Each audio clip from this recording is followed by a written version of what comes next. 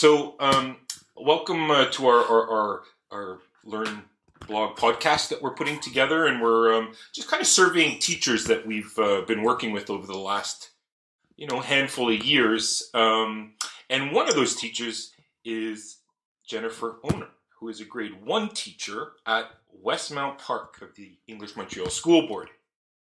And since March 13th, you all know our schools have been closed and we've had to shift over to this online learning. And I had the great opportunity of attending one of Jen's classes to kind of just get a sneak preview of how it's all going, and also to play around with, to do an activity with her students as well. So welcome, Jen, to this Learn Quebec blog post. Thank you. I'm really super happy that you had some time to come and share some of your ideas with today. So, thank you so much for inviting me too. Oh, it's a great pleasure. How are you doing anyway? How are you feeling? Oh, really good. Excellent. So let's just jump right in. I have a series of questions for you, and I'm sure that your answers are really going to help the teachers out there going through the transition that we're all going through at the time of this face-to-face to online. So let's just talk about that to start off. What were your greatest challenges when you went from the face-to-face teaching in your classroom to all of a sudden you're teaching all of your grade 1s online? What was that transition like? So I was lucky. For me, it went really smoothly. I was really thankful to my school administration and my school board. They gave us so much support, and the parents of my students were really supportive as well. They were on board.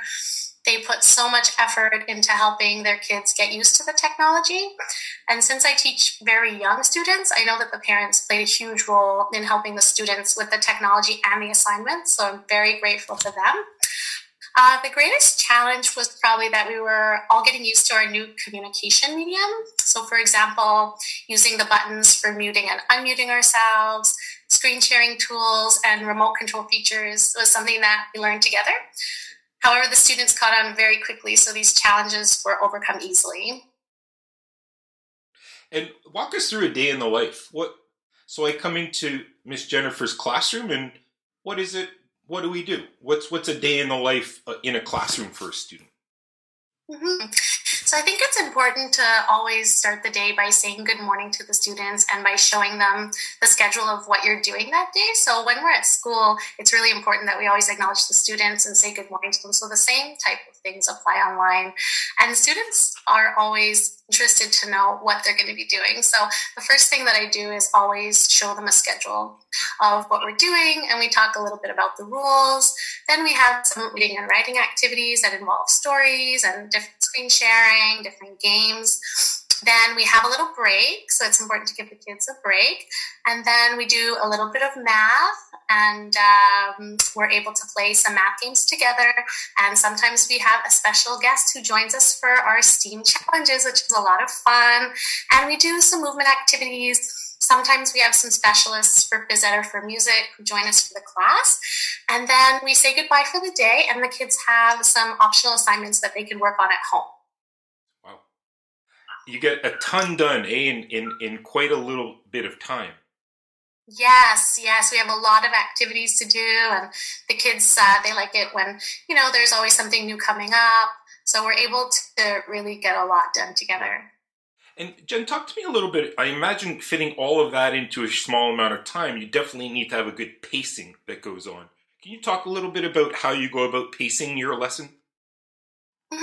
So when I'm putting together the lesson, I always take a look at how long I think that things are going to take. So I estimate that something will take about 5 minutes, because since I teach young children, it's good to have little 5 minutes chunks of activities to make sure that you're keeping their attention. So I always take a look at the amount of time that I have and the amount of activities that I could fit into that time. So it usually works out pretty well, and we end up finishing right on time, and the kids are happy. So I've been really fortunate with that. That's great.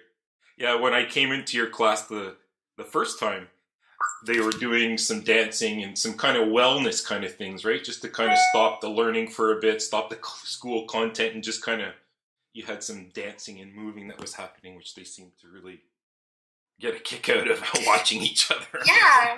Yeah, the dancing and movement is great, and the phys ed teachers have been great movement activities. And our school board also has the spiritual and community animators, which have been providing capsules and coming into our classes. So they've also been really great for the students' social and emotional learning. That's actually a lead into the next question I had for you. What kind of support are you getting from the school board? So you have your physical ed teachers that will come and suggest activities for you to do. What other support are you getting from the school board? So right now we're getting so much support from our school board. So our school administration is making all the schedules for us. They're communicating with the parents, all of the information that they need in order to join the online classes.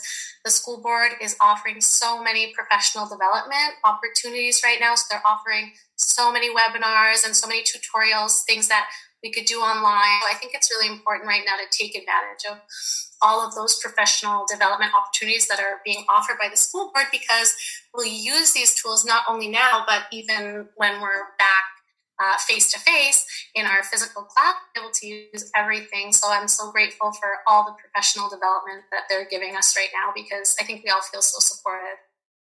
Yeah, I noticed that a lot of the consultants and the support and the administration are really pushing, they're working their tails off just to support the teachers and keep school going. I mean, we know the regularity, the routine that kids need is super important. Yes. So you keep leading me to my next question, which is really sweet. What's your physical setup when you go into class? So what are you surrounded by, and what tools do you have at your fingertips to use? And what's your physical setup that you have? Yeah, so sometimes I go into work at the school, and sometimes I teach my classes from home. So at the school, I have, all of my regular things that I have in my classroom, but I brought some things to my home so that I have a few things in the background that the kids are used to seeing at school. And I have little Lego blocks with all of their names. So if I'm choosing somebody to answer a problem, I could choose that way. So the most important thing to obviously have is your laptop. So most of things are on there, but it's nice for the kids to see a few things that they remember from the physical classroom as well. Right. And are the students using a portal of some kind, or a way that you send them stuff, or is it too young of a grade for them to have to deal with Google Drives or Meets or all those different kinds of tools?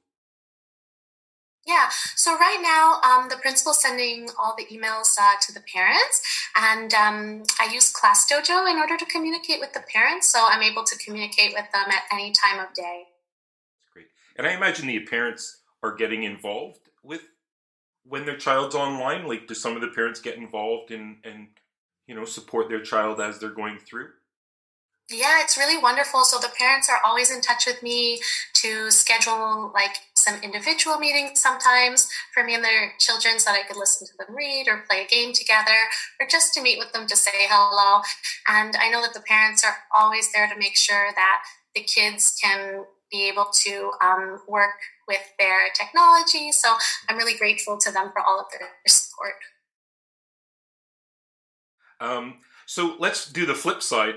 What are your resources and apps and websites, all the online resources? So what's your setup online? What are some of your go-tos that Classroom Dojo for sure is a great one for communication and kind of motivating kids. What are some other of the resources you use? So I've been attending a lot of the webinars that have been offered by the school board, and I've learned about some really great resources that I didn't know about before. So one of my favorite ones is called flippity.net, which I heard about recently in a webinar. So when you go on flippity.net, you can use the site to quickly create any type of fun games, quizzes, flashcards. So you just have to make a Google spreadsheet, and then the website will turn it into a game for you. So my kids have really enjoyed playing those games. I also recently took a webinar about ThingLink EDU. Right. So ThingLink EDU lets you organize all of your links into one place. So before I started using ThingLink, I had to open all the windows that I would need during class.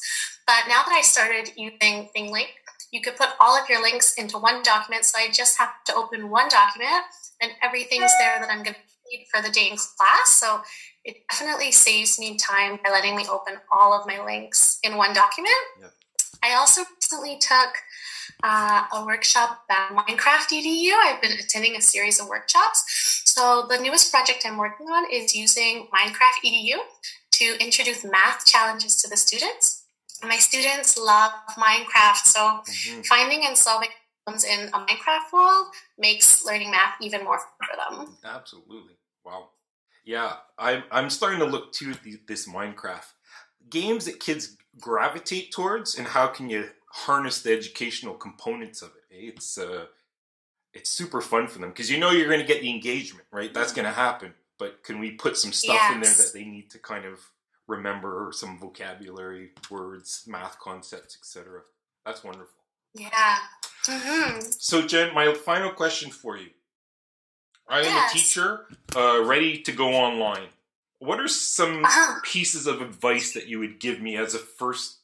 I've never been online. What's some advice you could share with me?